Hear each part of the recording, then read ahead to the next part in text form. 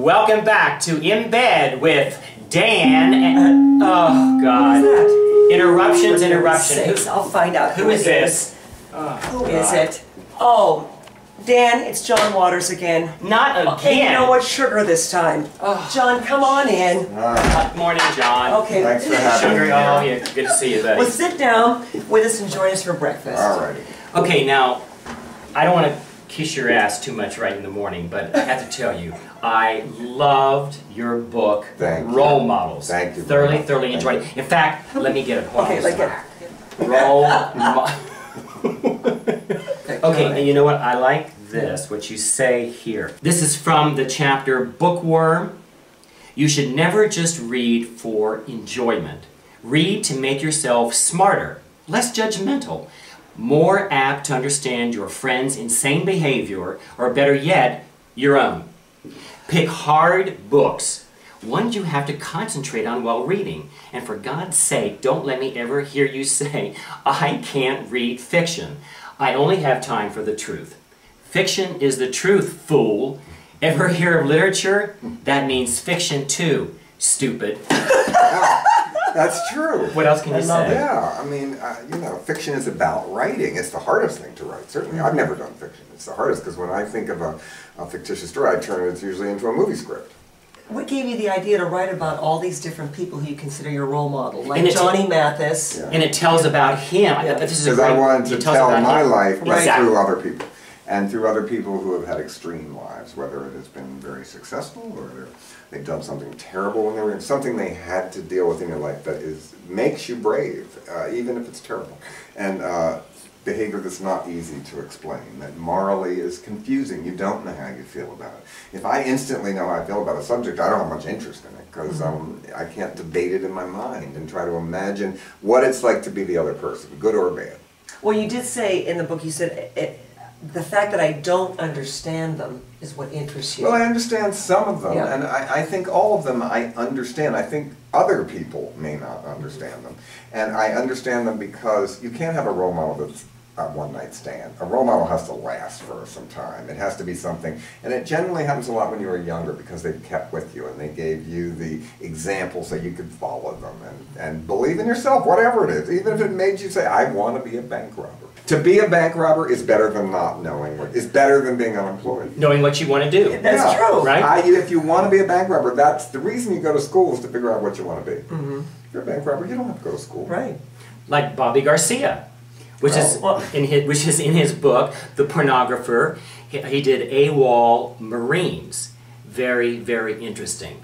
Well, Bobby is an outsider pornographer. He lived in a squat when I finally found him. I want to ask you about that, yeah. And I don't know where Bobby is today either. And he has had sex with thousands and thousands of straight Marines.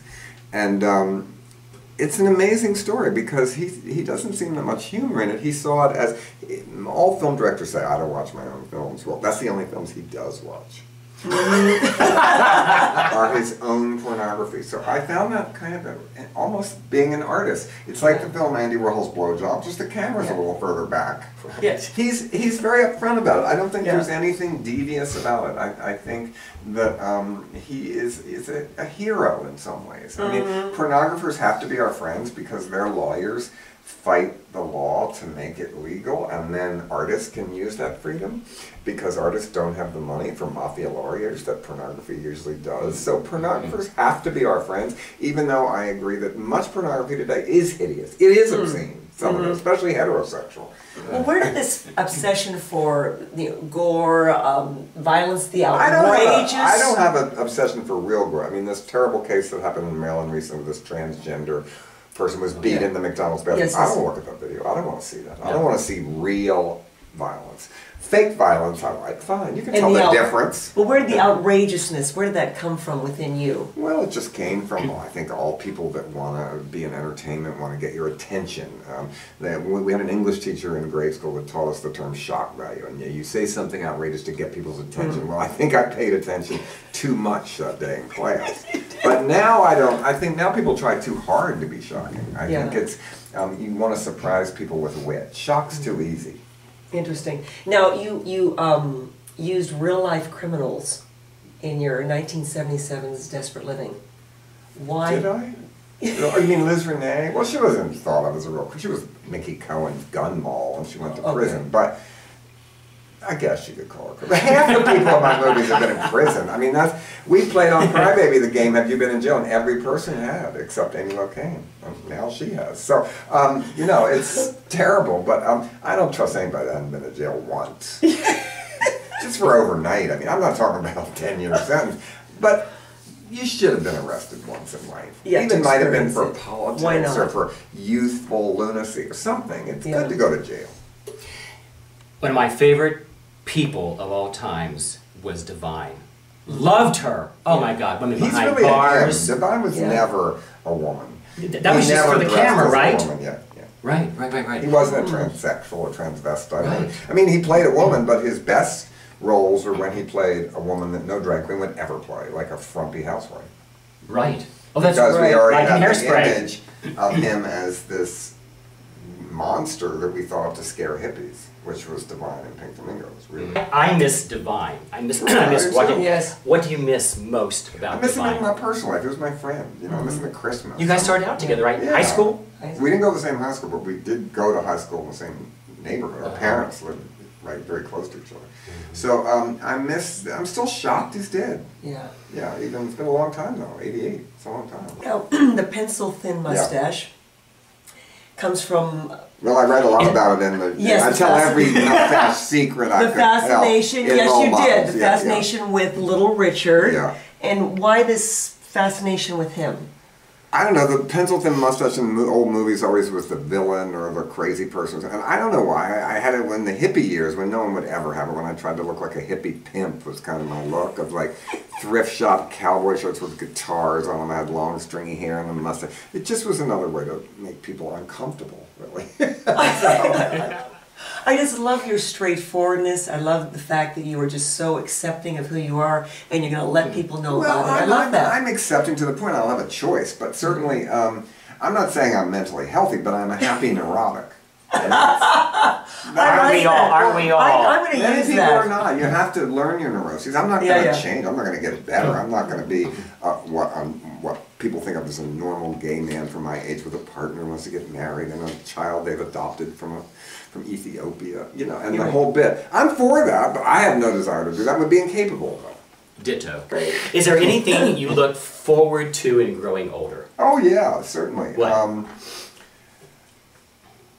Well, that's well, because I'm not uptight to be my age. Certainly, I'm looking, you know, I love gerontophilia now. That's the sexual attraction to old people. Used to sound kinky. It's an ugly word for a lovely thought. What's the word Old again? chickens make good soup. I want to know what John Waters thinks what happens after we die. I think nothing happens. I believe that we're put on Earth, and this is heaven or hell, depending on what you make of it. If there's something else, I welcome it. If there is, I don't think I've heard it yet. There might be something else, but I don't think of all the religions I've heard, I don't believe in any of them yet. But there's a million planets. We don't know. I mean, anything could happen. I'm not closed to the idea of anything. Certainly, if there's an afterlife, I don't believe in hell. And I believe in what I've been told about heaven. Sounds incredibly boring. And hell sounds like you can get used to hot weather. I mean, people live in New Orleans. What's the difference? Well, I'll tell you, John, one of my favorite movies, of course, is his amazing Hairspray. Thank you. Do you have a favorite movie of all time? No, they always say, I always get that question. I would say they like my children or they all have learning disabilities. And you usually pick the one that did the worst. I like weird art movies and stuff more. But I like regular movies. I don't know. I like Jackass. You are an avid reader, which he talks about in role models. What are you currently reading? I'm reading The Life of Artie Shaw.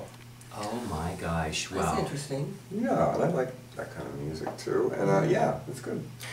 You have worked with a lot of talented people, and I'd love to know how you felt about them. So why don't we toss out a few names, and if you can give us just like a one-word reaction, that'd be terrific. All right. Are you ready? Yep. Okay. Johnny Depp. True gentleman that I still see, who remembers people's names on the crew and asks about them. Oh, It's nice. Ricky Lake. Oh God, Ricky's my daughter. You know, she's great. I always tell you, look good fat too. You know, she's thin now. I like her just as much fat. Yeah. Okay, Divine. Divine, my friend in real life, beside the movies, had nothing to do with the gentleman that was right on the cusp of going on Married with Children to play a gay uncle. Would have been one of the first gay characters on network TV. It could have been a huge hit. Right. Yes. Johnny Knoxville. Just a great guy, but is the most gay-friendly straight man who isn't a closet queen I ever met in my life. I love that description. The Egg Lady, Edith Massey. An outsider actress who was my Gracie Allen. Oh. And she's been gone how long? 83, really long time. Wow. John Travolta. I didn't actually work with him because I was in that movie, but I didn't direct him, but I got along with him very well. Before he made the movie, he called me, we talked about the part. He did thank me for sticking up with him, which I did in my book. And I think he's a great actor, good. He'll be great as Gotti.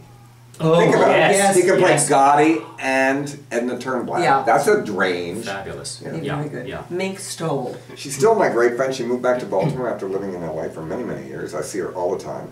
She's the character actress in my movie that always loses to Divine. Divine always wins, but I love her as my villain. Jon Stewart. Oh, that show. I've done that show lots of times. It's great to do those shows. I mean, people think that's the real news. I love that. Yeah. Roseanne. Roseanne, I like, at one point she was going to be in A Dirty Shame. We talked about it. And I think her kids read the script. Bill Maher. Bill Maher, I love. I did a show Friday night. I love Bill. I've done his show from the very beginning when it was on Comedy Central. Really a smart man that also isn't a liberal fascist. He'll let conservative people that he doesn't agree with say what they want to say. You're very good at that. Little Richard. Little Richard, I'd try again with him. I interviewed him a long time ago and it didn't work so well, but just because he wanted his religious audience and he wanted his show business audience. But he's a kindred spirit. I mean, I read his book. He mailed turds to people in the mail as revenge, and we thought that up in Pink Flamingos. He had done it earlier. He was the original turd mailer. Love it. Patti Smith. Patti Smith. She's the only one that has. I fight with her about mustache coverage. I love her. She's great. But she does feature blatantly a mustache, and I think that's great because I think all women have mustaches. That's why there's all those things in the supermarket. All those guys. I think every woman has a full beard. Christina Ricci. She's great. I mean, she looks so different now. I love Christina. She was funny on the set every day. I get there and she'd say, something awful's going to happen today. Oh my God. Christina, she was still really? Just channeling Addams Family. I think she's a really good comedian and funny, and I liked the movie she directed. I think she's really very talented, and she's on Broadway now. So, that's right. Yeah. She's great. Elton John. Elton John's a friend and really down to earth in real life. And runs this AIDS charity, who spends a lot of time without a lot of money. I think he's a great role model for everybody. Name one word to describe John Waters. Organized. I like that. Organized. Me too.